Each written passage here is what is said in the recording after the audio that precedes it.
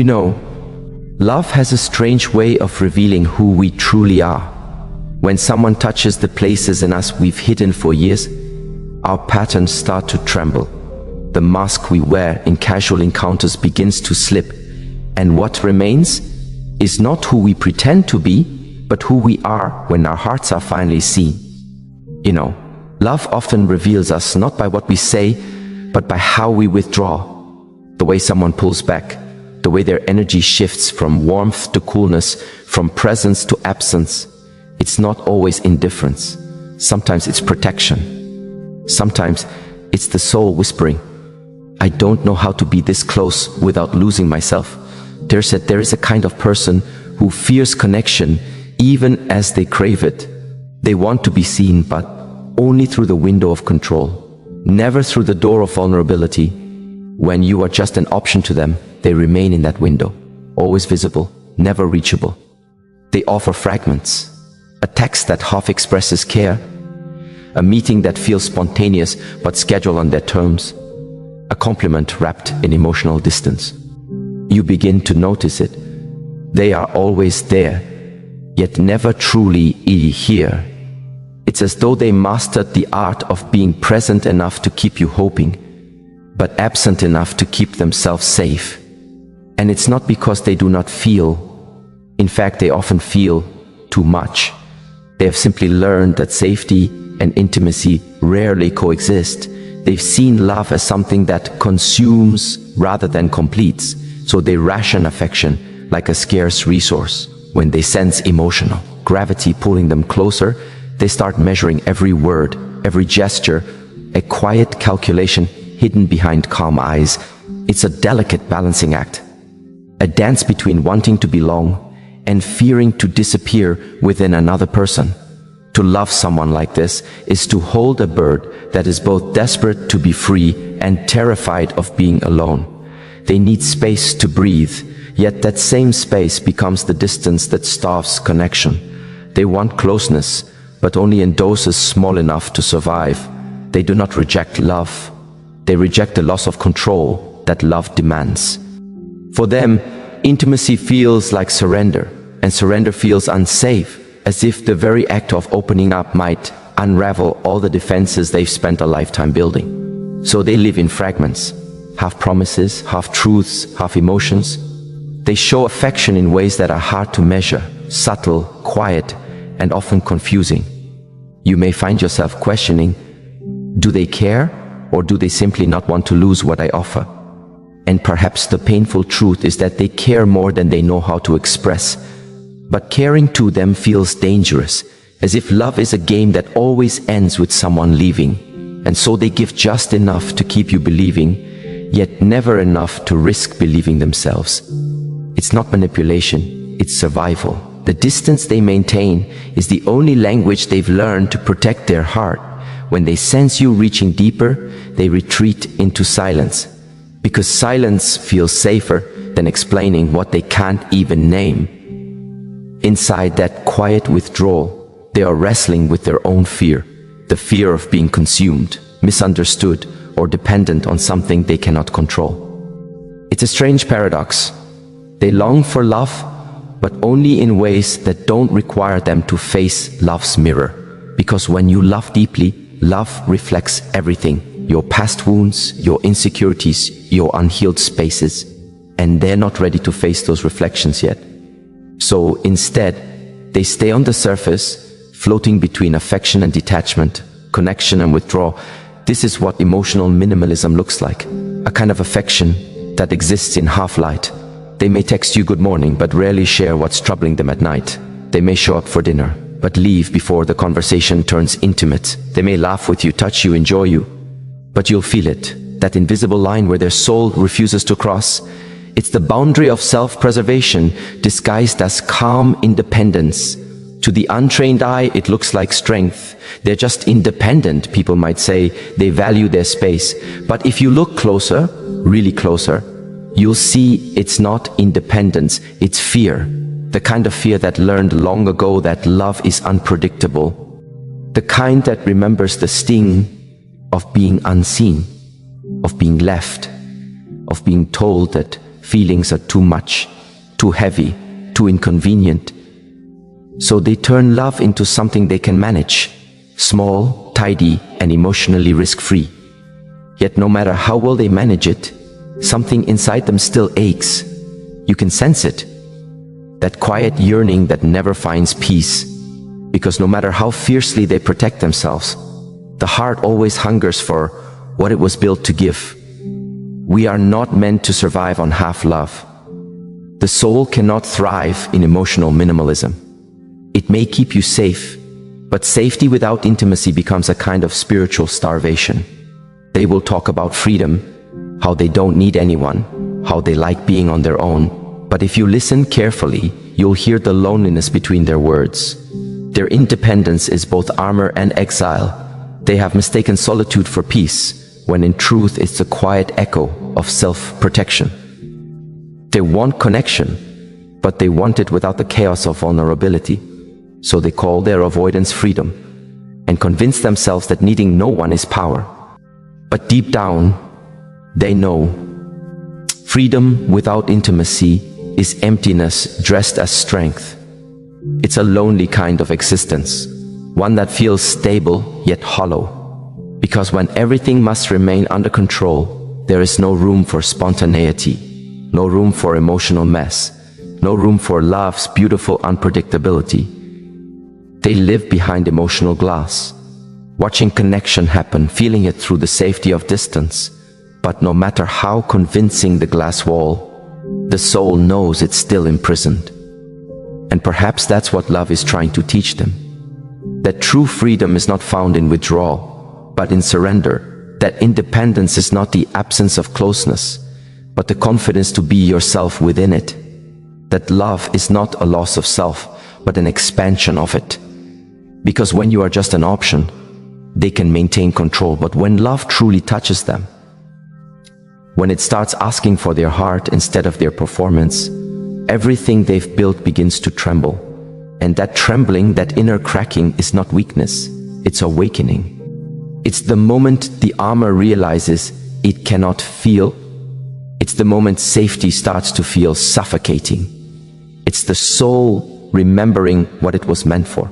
Connection, vulnerability, truth, the very things they've avoided are the very things that would finally set them free. So yes, when you are just an option, they will remain distant, calm, and seemingly untouchable. But beneath that distance is a longing they can't admit. A longing to be chosen, not as a trophy, not as an idea, but as a place to rest. They just don't yet know how to rest in love, without fearing they'll lose themselves. Maybe that's why we must learn to see them, not as cold, but as guarded, not as heartless, but as heart-heavy. Because understanding their silence is not the same as accepting their distance. You can love them deeply, and still refuse to shrink for their comfort. You can see their fear, and still honor your own need for presence. For love, in its truest form, does not chase, it invites, it does not demand, it awakens. And in that awakening, we start to realize something profound, that we've all been avoidants in some way. We've all built walls around our tenderness, called it strength, and then wondered why love feels distant. We've all rationed our hearts, offered half-truths, and called it caution. But perhaps the real courage is not in guarding love, but in allowing it to undo us a little, to soften what has grown hard, to reopen what has been sealed. Because the moment we stop measuring love, the moment we stop managing closeness, something miraculous happens. The illusion of control dissolves, and in its place, we discover a peace that doesn't come from distance, but from presence. A peace that whispers, it's okay to feel deeply, it's okay to risk, it's okay to be seen. That is the journey from emotional minimalism to fullness, from fear to faith, from independence to interconnection, from surviving love to finally living it.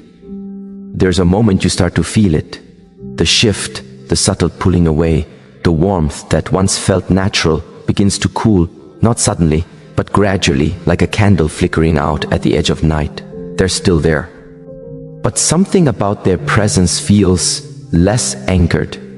You can almost sense them drifting. Not with anger, not even with disinterest, but with a quiet fear they can't name. That's how avoidance moves. Not in storms, but in gentle vanishings. They don't slam doors, they fade, they retreat into smaller spaces, not out of cruelty but confusion. When love begins to ask for more depth, for more truth, they begin to fear that the ground beneath them is too fragile to hold it. So they pull away, trying to protect themselves from the very thing they've longed for. You see, closeness feels like fire to them. Beautiful, but dangerous. Every moment of intimacy ignites both desire and dread. And in that paradox, they learn to survive by disappearing just before the flame reaches them. It isn't always a physical absence. Sometimes it's emotional. Their words become shallow. Their laughter sounds rehearsed, and their eyes, once bright with connection, start looking somewhere else, as though they're trying to find a place to hide their tenderness.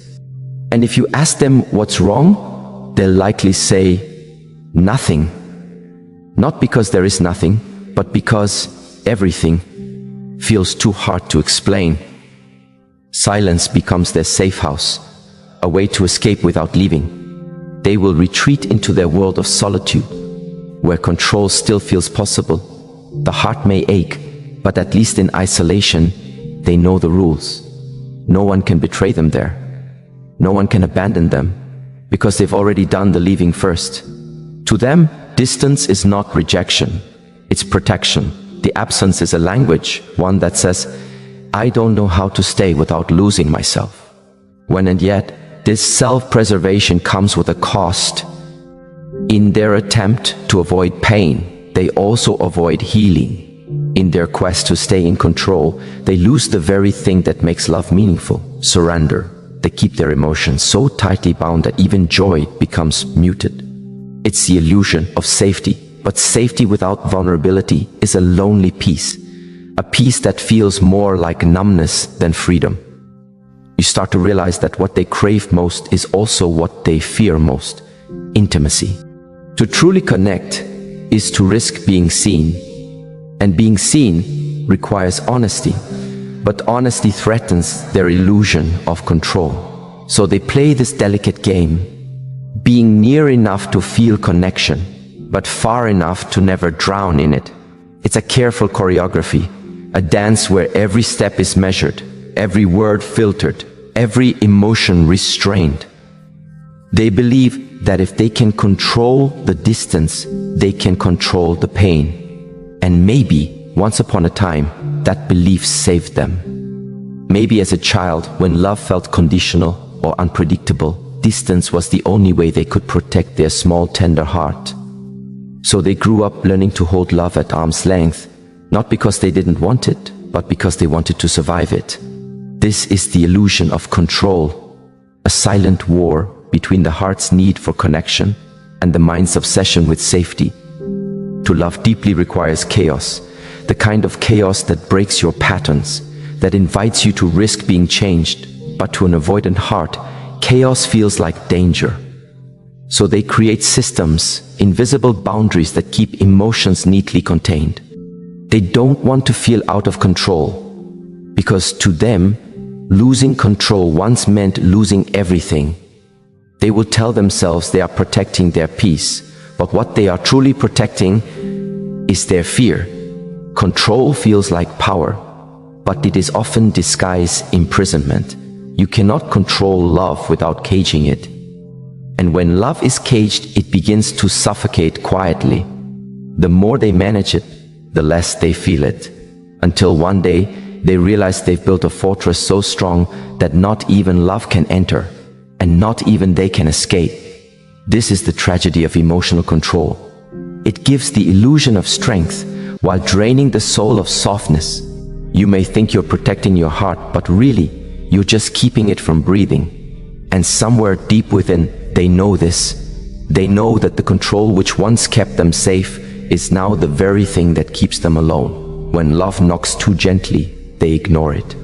When it knocks too loudly, they run. Because love has a way of unsettling everything that isn't real. It dismantles illusions. It tears away masks.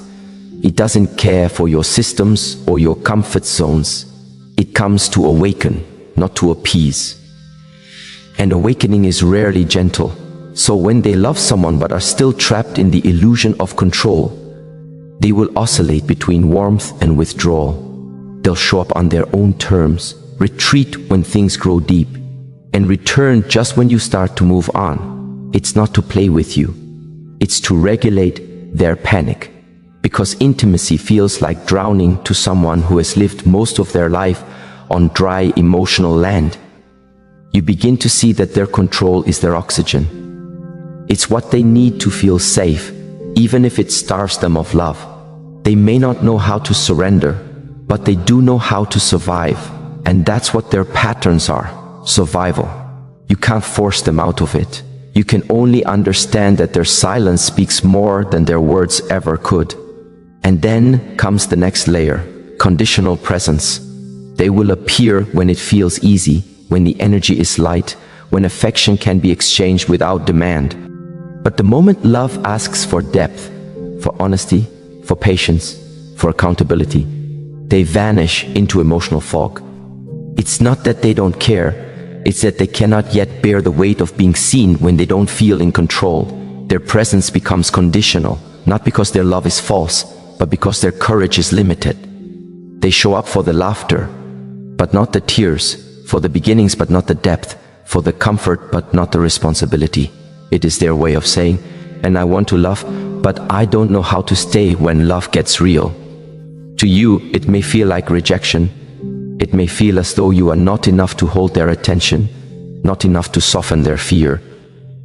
But you must remember, it is not your unworthiness that drives them away, but their own unhealed history.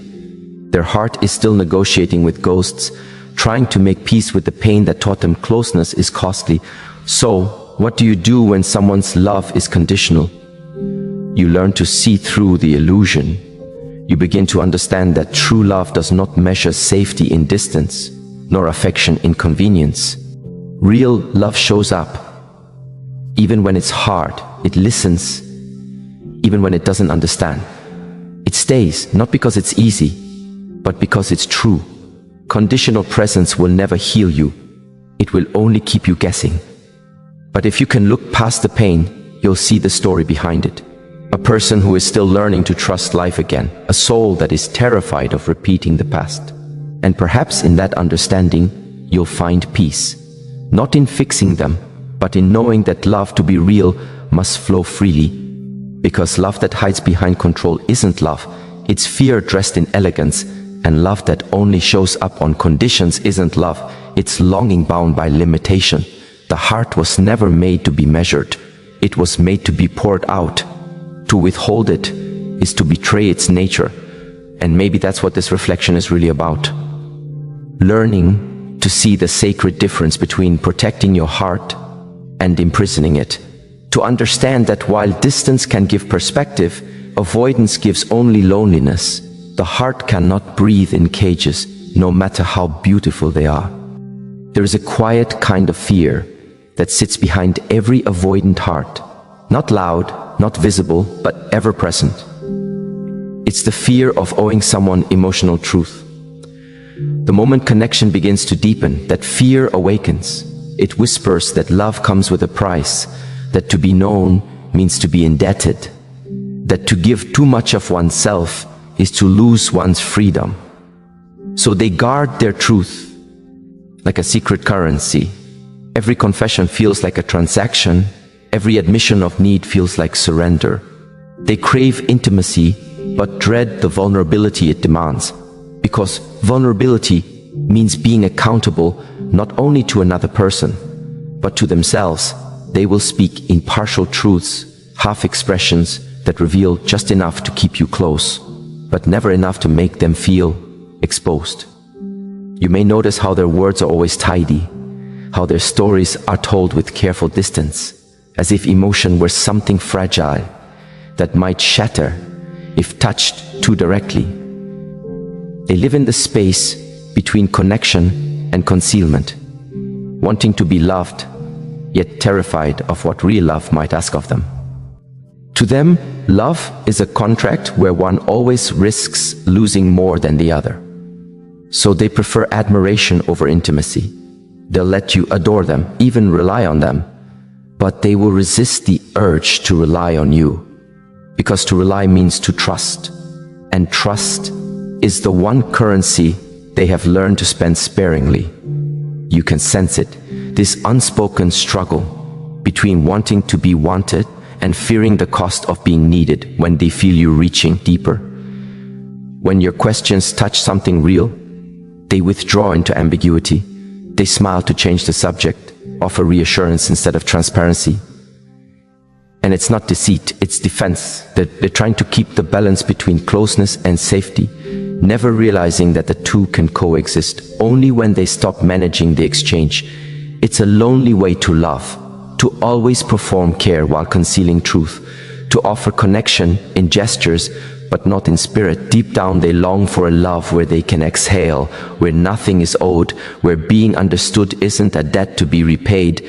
But they have not yet learned that the heart is not a ledger, it's a vessel.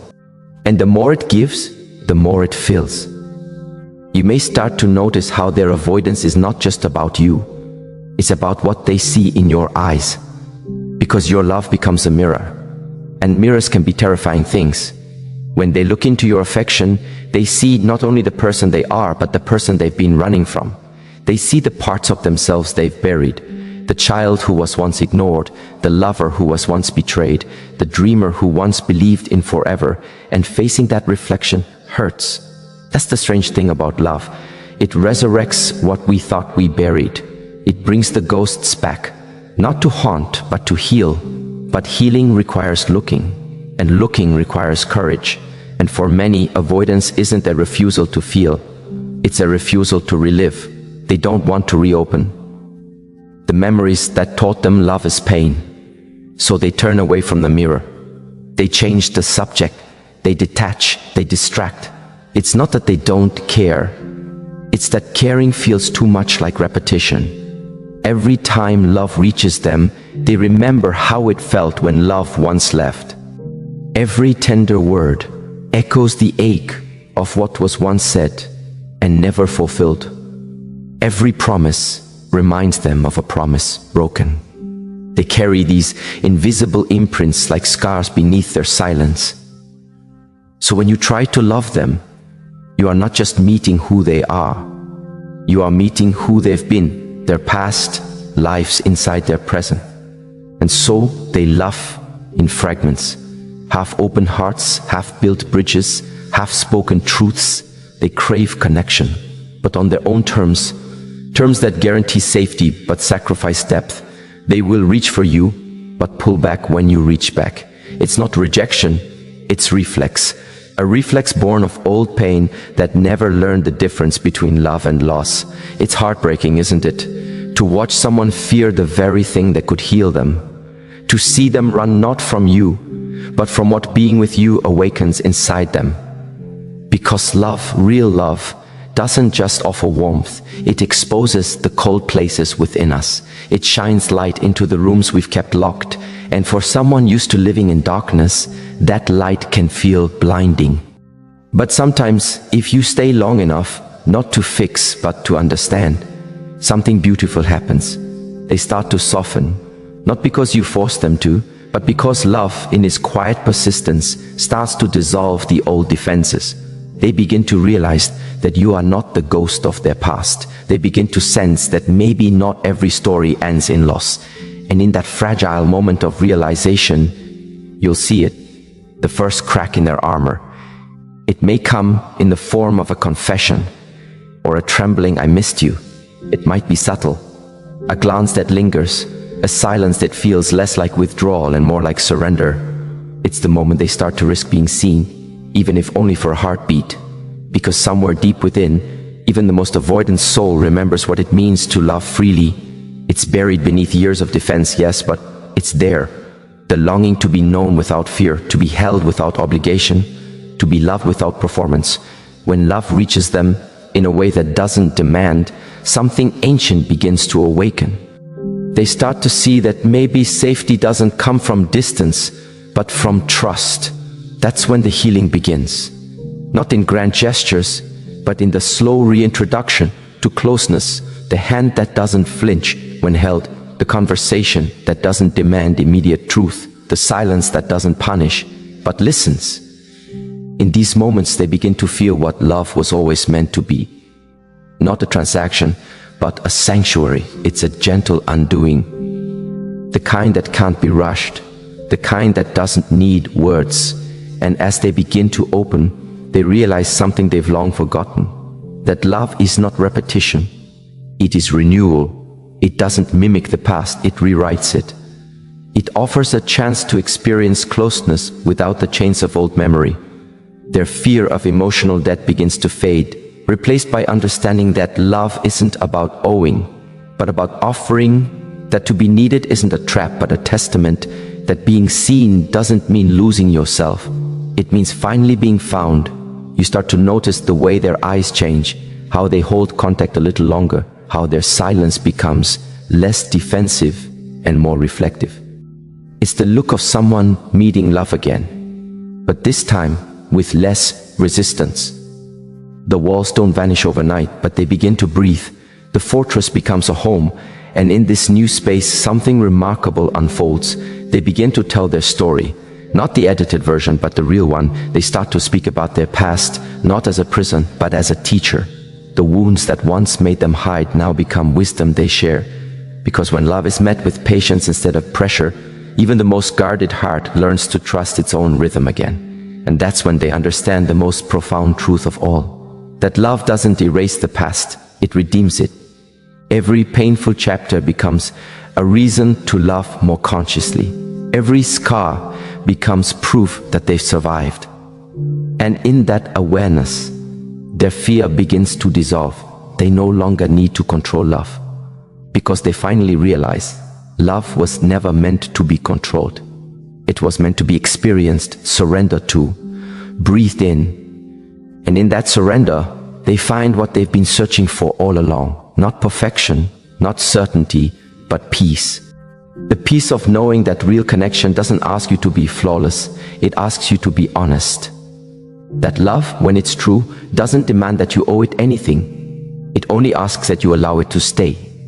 So perhaps that is what love's greatest miracle truly is. Its ability to meet even the most guarded heart, not with force, but with grace. It waits, it listens, it understands, and when the time is right, it teaches the soul what it always knew but forgot. That love isn't something you survive, it's something that saves. There's a sacred kind of silence that lives between two people who have seen each other's truth. It's not loud, not desperate, not filled with performance or pretending. It's the silence of safety, the kind that doesn't require you to explain who you are every time you're misunderstood. But when an avoidant soul meets someone they love, this silence feels both terrifying and magnetic. They are drawn to it because it holds what they've secretly longed for, connection. Yet they also run from it because connection asks for presence, and presence demands vulnerability. You see, the avoidant learns early that closeness often comes with chaos. They've been trained by pain to equate love with loss, affection with control, attention with expectation. So when someone reaches for their heart with genuine care, their instincts rebel. They retreat, not because they don't feel, but because they feel too deeply. And to feel deeply is dangerous for someone who's built their safety upon distance. But love, true love, doesn't chase. It invites. It stands still like a mountain, while the fearful heart runs in circles around it. And slowly the avoidant begins to notice that every time they flee, something in them remains behind. A piece of their laughter, a memory of calm, a trace of being seen. They start realizing that perhaps the thing they are running from is not the other person's closeness, but their own reflection in that person's eyes. Because when someone truly loves them, they can no longer hide behind detachment. They can no longer disguise emptiness as independence. The mirror has turned toward them, and the truth is staring back. That's what love does. It exposes the walls you didn't know you built, the wounds you thought you'd buried, the tenderness you've been punishing yourself for feeling, and this revelation can be both beautiful and brutal. For someone who's spent their life mastering the art of control, love feels like chaos because it cannot be managed, timed, or contained. It asks for surrender, and surrender is the very thing the avoidant has feared most. So they may push away the one who makes them feel alive, not because they dislike them, but because being loved forces them to confront what they've been avoiding all along, their own need for love. In the early stages, their avoidance might look like silence, mood swings, or subtle withdrawal. But underneath that, there's a quiet storm, a battle between the old identity that thrives on emotional safety and the emerging self that yearns to trust. It's not that they want to hurt anyone, it's that they've never learned how to stay when things feel real. And yet, the more they pull away, the more they begin to notice something unexpected. The right person doesn't chase with desperation, they remain steady. Their energy doesn't suffocate, it breathes. Their love doesn't trap, it frees.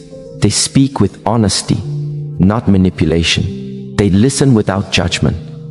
And this confuses the avoidant deeply, because they were taught that love must come with a price. But now they're beginning to realize that love, when pure, doesn't demand payment. It offers presence. Slowly, this kind of love begins to teach them safety. The kind that doesn't require mass, performances, or perfect words. The kind that welcomes imperfection as a form of beauty. It's in those quiet evenings when they're not forced to talk, yet everything feels understood. It's in the way the other person doesn't chase them when they pull away, but also doesn't disappear. They simply remain, grounded, patient, unshaken. That steadiness becomes a mirror of what the avoidant has always needed to find within themselves, stability without armor. But to open to such love, the avoidant must first meet their own fear without judgment. They must learn that intimacy isn't the loss of control, it's the discovery of peace beyond control. When they begin to soften into that truth, love stops feeling like a threat. It begins to feel like rest, like finally coming home after years of wandering through emotional deserts, surviving on the illusion of self-sufficiency. Love then transforms from something that endangers them to something that heals them. It teaches them that vulnerability doesn't mean exposure to pain, but exposure to truth, and truth, though it stings, always cleanses. Yet not every love will survive this transformation. Some connections serve as mirrors, not homes. Some people are sent not to stay, but to awaken the parts of us that have fallen asleep. The avoidant, in meeting a heart that stays calm amidst their chaos, may find themselves for the first time asking, "What if I don't have to run anymore?" And that question alone can become the seed of healing. Because healing doesn't happen all at once. It unfolds like dawn, slowly, tenderly, moment by moment. There will be days when they revert to silence, nights when the fear returns, and mornings when they feel both love and panic at the same time. But each time they choose to stay a little longer, to speak a little truer, to breathe instead of retreat, they are building the bridge back to their own heart. And maybe that's the deeper purpose of love, not to make us perfect partners, but to make us honest beings, not to erase our wounds, but to remind us that even the most distant heart can learn to belong again. It's a sacred process, this awakening. The shift from seeing love as danger to seeing it as refuge. When the avoidant finally allows themselves to be loved, they realize something profound. The safety they were always searching for wasn't in control or distance or solitude. It was in presence, in simply being fully here. And in that stillness, they understand that love was never about losing themselves. It was about remembering who they are when they stop running. Because deep down, every soul, even the avoidant one, is searching for a place where they can exhale, where they can rest their armor, where they can be seen without being studied. That's what true love offers. Not perfection, not possession, but peace. And peace doesn't arrive with noise or fireworks. It comes quietly, like a sunrise through half-closed curtains, like a breath after years of holding it in. When that kind of love enters your life, it doesn't demand you to change. It simply reveals what was already sacred in you. It whispers, "You are safe now. You can stop pretending. You can stop running." And that's when the avoidant heart begins to open, not in one grand moment of enlightenment, but in countless small moments of courage, a glance that lingers, a truth that's finally spoken, a silence that no longer feels empty. This is how transformation happens. Slowly, gently, authentically, through love that teaches you, not through fear that forces you, and one day, without even realizing when it began, they'll wake up and discover that the distance they once clung to has dissolved, that the walls have turned into windows, that being loved no longer feels like being trapped. It feels like being free. And that perhaps is the greatest irony of all, that what they feared most, intimacy, was never the threat, but the cure. There comes a moment in every soul's journey where the familiar patterns of love no longer feel like home. When you've repeated the same cycles, the running, the hiding, the pretending not to care, something inside you begins to whisper, "This can't be all there is." You start to see that avoidance isn't freedom, it's fear disguised as wisdom.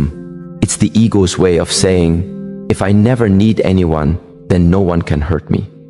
But that voice, though convincing, is born of loneliness, not peace. And the longer you follow it, the more you begin to realize that independence without intimacy is just a more elegant form of isolation. When you've been loved by someone who sees beyond your defenses, the illusion of control starts to tremble. You begin to notice that your solitude isn't silence, it's self-protection. And while protection keeps you safe, it also keeps you small. You start to feel the ache of unexpressed emotion, the quiet grief of a heart that longs to be known, but doesn't know how to be touched.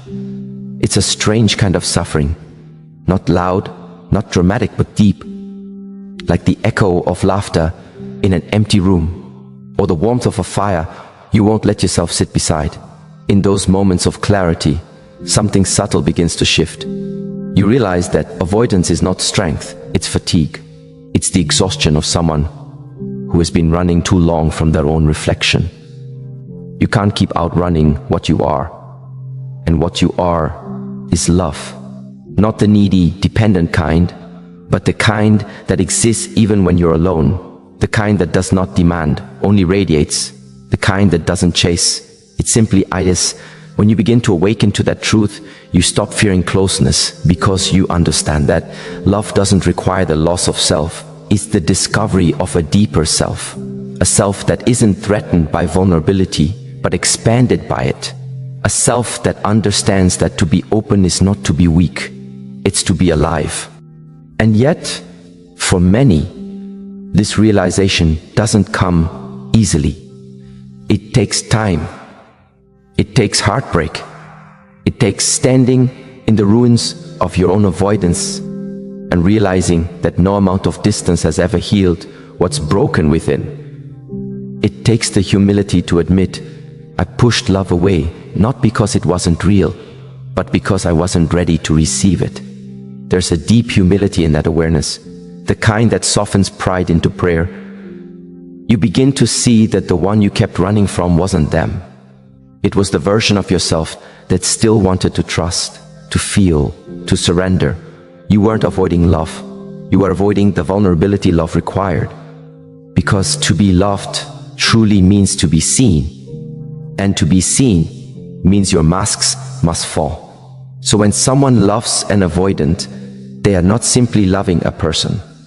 They are loving a fortress, a story, a wound wrapped in armor. And it takes grace to stand before that fortress without trying to tear it down. It takes divine patience to wait for the door to open on its own. But when it does, when that door finally creaks open even an inch, what emerges is something beautiful, trembling, real. You see, the avoidant doesn't want to live in fear forever. They simply don't know how to trust the tenderness of being seen. But love, when patient and pure, becomes the teacher they never knew they needed. It doesn't lecture, it doesn't demand, it simply remains. Until their nervous system learns that safety doesn't mean solitude. The moment an avoidant feels truly safe, you can sense the change. The walls that once kept love out become the very foundation upon which they begin to build it. Their silence becomes softer, not as a weapon, but as a space of contemplation. Their eyes, once guarded, begin to hold a quiet gratitude for being seen, for being accepted, for being loved without having to perform. And that's the transformation love brings. It doesn't just open the heart, it rewires it. It teaches the soul to stay where it once wanted to flee. It turns avoidance into awareness, detachment into discernment. And from that awareness, something even deeper blooms. Compassion. Compassion, not only for others, but for oneself. Because once you understand why you've run, you stop condemning yourself for it. You see that the walls you built were never about pride, they were about survival. You did what you knew how to do with the emotional tools you had at the time. But now you are awakening. Now you are remembering that survival is not the same as living. To live is to allow yourself to be touched by the world, to let the wind of someone's affection move through you without resisting, to let love transform you from the inside out, not through grand gestures, but through quiet moments of presence. It's in the gentle morning conversations, the shared silences, the forgiveness after misunderstanding. That's where intimacy grows. In the ordinary, not the dramatic, there's something sacred about that realization, that love is not meant to rescue you, but to remind you of your wholeness. The right person doesn't fix your wounds, they mirror them. They help you see the places within yourself where light still struggles to enter. And as painful as that may feel, it's also divine. Because it's through those very cracks that your healing begins. When you stop running and start allowing yourself to be loved, life begins to soften. You no longer approach relationships with suspicion or the need for control. You start to listen differently, speak differently, even breathe differently. Your presence becomes calmer, your eyes gentler, your heart less defensive. You stop demanding perfection and start honoring progress. You realize that love is not about certainty, it's about courage. The courage to stay open, even when you don't know how the story ends. And maybe that's what maturity in love really is. Learning to love without needing to own, to receive without fearing loss, to give without resentment. It's learning that love is not a transaction, but a transformation. It doesn't always feel comfortable, but it always moves you toward truth. The avoidant who once feared love begins to see that love was never the threat. It was the mirror, and that mirror, once frightening, becomes the window through which they finally see their own beauty. They begin to understand that connection doesn't diminish freedom, it expands it. Because real freedom isn't isolation. Real freedom is the ability to open your heart fully and still remain grounded in who you are. There's a subtle joy that emerges from that space, a peace that comes not from avoiding life, but from embracing it without attachment. You stop running toward or away, and instead, you begin to dance with what is. Every emotion becomes a teacher, every connection, a mirror, every goodbye, a doorway. And somewhere in that gentle unfolding, love ceases to be a pursuit. It becomes your natural state. You no longer need to chase it because you've become it. The one who once avoided love now lives as love. Walking slowly, speaking softly, breathing deeply, no longer afraid of being seen, no longer hiding behind the illusion of control. They've learned that the most beautiful form of strength is softness, and that the deepest kind of peace is found not in solitude, but in surrender. For when you truly surrender, not to another person, but to the truth of what you are, you discover that love was never something to find. It was something to remember. It was always here, quietly waiting beneath the fear, whispering, "You can stop running now. You are safe. You are home." There comes a point when the avoidant no longer hides behind silence, but begins to listen to it, not as an escape, but as a mirror. Because silence, when entered with awareness, becomes the voice of the soul. And in that voice they begin to hear something they've spent years running from. The sound of their own longing, not the longing for another person alone, but for the connection they once denied themselves. It's the longing to be touched, not just physically, but spiritually, to be held, not just in arms, but in understanding. And as they start to listen, they realize that love was never their enemy. Their resistance to love the fear wasn't in being loved, it was in being known.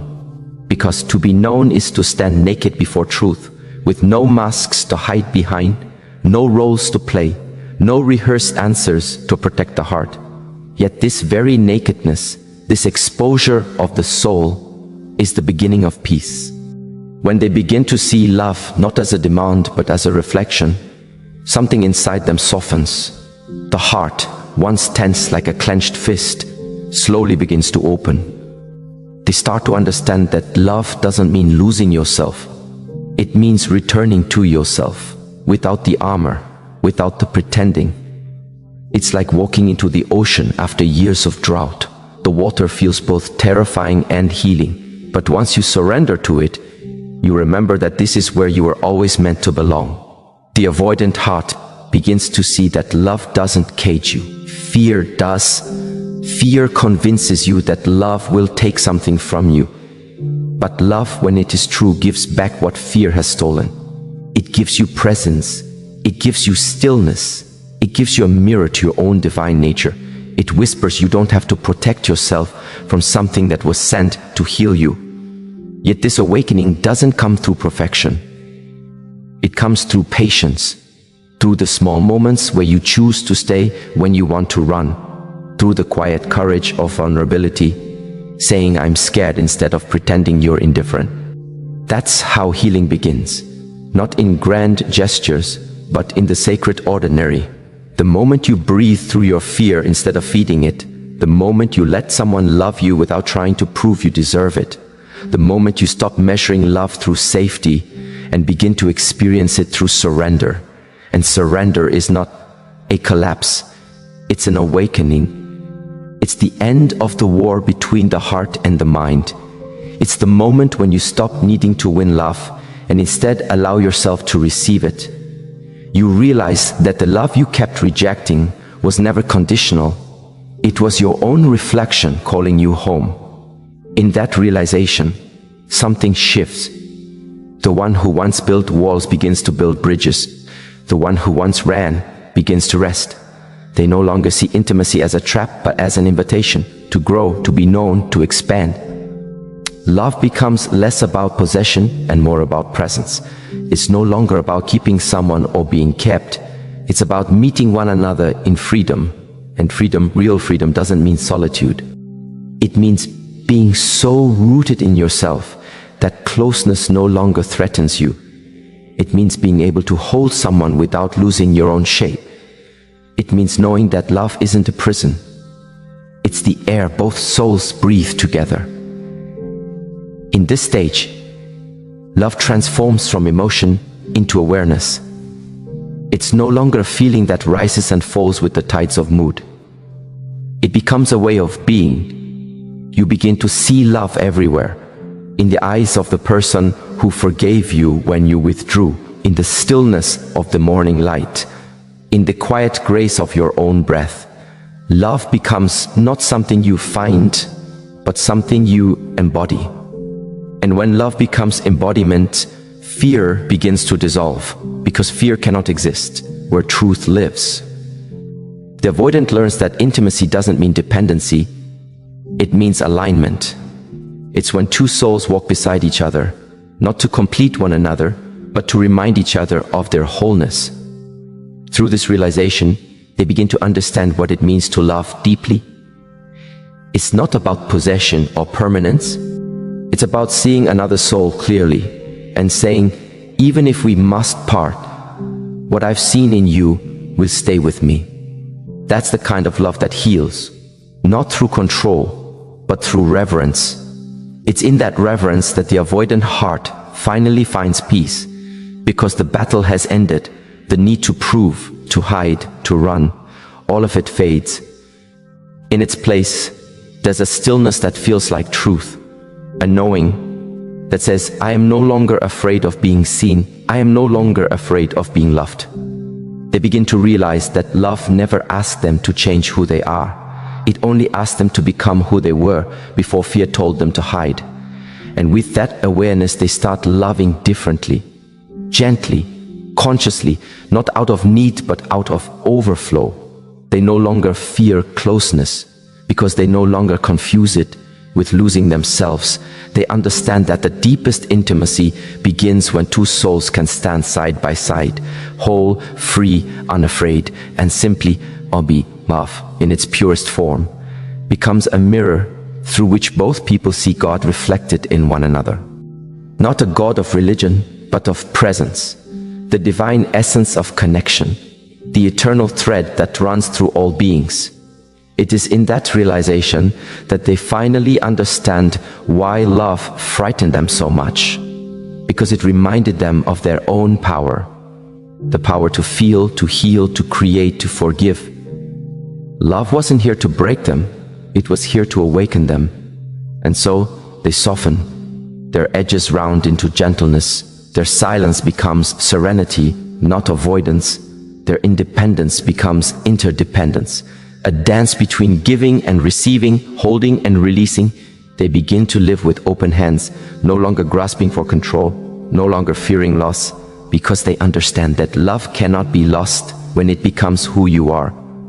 You start to see this change in subtle ways. The avoidant who once feared vulnerability begins to speak from the heart. They say, I love you without calculation. They allow tears to fall without shame. They listen without planning their escape. They love, not because they've been convinced to, but because they've remembered how. And that is the quiet miracle of transformation. When the one who once avoided love becomes love's purest vessel. When the one who feared being seen becomes the mirror through which others find themselves. When the one who built walls begins teaching others how to open their hearts again. That is how life works. The places that once held your deepest fear become the ground for your deepest wisdom. The pain you once thought would break you becomes the lesson that awakens you. And the love you once rejected becomes the very light that guides you home. And so, the avoidant finally understands, love was never about finding the right person. It was about learning how to stay with yourself, how to stay with truth, how to stay with love even when it feels uncomfortable. Because love doesn't always feel safe at first, but it always leads to freedom. And when you arrive there, in that freedom that holds both self and connection, you realize something profound. You were never too distant to love, nor too broken to be loved. You were simply waiting for a love that matched your depth, that could sit with your silence, that could meet you at your stillness. Now you see that love was never meant to be chased or managed or understood. It was meant to be lived. It was meant to move through you like breath, effortless, rhythmic, alive. And perhaps in the end, that's all love ever asked of you. Not to be perfect, not to be fearless, but to be present, to open your heart even if it trembles, to let someone in even if it's new, to stay, not because you must, but because your soul finally knows. This is what it means to be free. So in the quiet that follows all the running, all the defending, all the pretending not to care, there is a simple truth waiting, like a sunrise that never stopped rising. Love was never the storm we thought it was. It was the shelter we kept walking past, too afraid to enter. It was never trying to take anything from us, only to give us back the pieces we had abandoned in our fear. You see, every wall we built was never against love, but against our own reflection in its eyes. We thought protection would save us, but it only taught us loneliness. We thought control would make us powerful, but it only made us tired. And somewhere in that exhaustion, we finally stopped running. We turned around. And when we did, love was still there, patient, unoffended, unchanged. That is the quiet mercy of life. It waits for you to be ready. It doesn't rush your healing. It doesn't punish your fear. It simply keeps showing you, through people, through silence, through loss, that the very thing you fear is the thing that will free you. And when you finally let it in, when you stop fighting the softness that was always meant for you, you realize that love was never an event. It's a state of being. It's not what you fall into. It's what you awaken into. Then the walls fall, the tension fades. You no longer need to prove your worth or guard your heart like a fortress, because you've seen what love really is. Not ownership, not rescue, but recognition. The quiet meeting of two souls who finally remember who they are. And maybe that's the most sacred revelation of all. That love was never about finding another person to complete you, but about remembering the wholeness that's been within you all along. That the one you were seeking was the one you became, once you stopped running from your own light. In the end, love isn't a destination. It's the gentle return home, to truth, to peace, to yourself.